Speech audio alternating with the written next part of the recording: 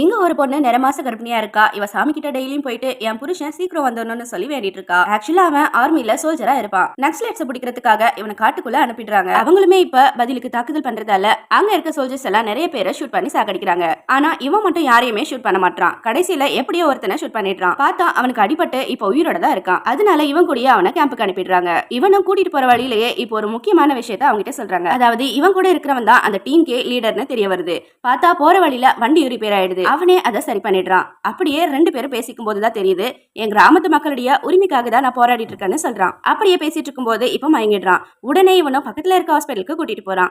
இப்ப அந்த ஹாஸ்பிட்டல்ல இருந்து அவன் தப்பிக்கலான்னு பார்க்கும்போது கரெக்டா நம்ம ஹீரோ அங்க வந்து கன் பாயிண்ட்ல புடிச்சிடுறாரு. ஆனா அவன் நல்லவன்றதால இவனுக்கு ஷூட் பண்ண மனசே வர மாட்டேங்குது. அதனால கண்ணை மூடிட்டு ஷூட் பண்ணலான்னு கண்ணை மூடும்போது அவன் உடனே எஸ்கேப் ஆயிடுறான். அவனை எப்படியாச்சும் பிடிச்சிடலான்னு சொல்லிட்டு பின்னாடியே போனவன் கடைசியில திரும்பி வந்திருக்கவே மாட்டான். புருஷனுக்காக காத்திட்டு இருந்த பொண்ணுக்குமே கடைசியில குழந்தையே பிறந்துருது.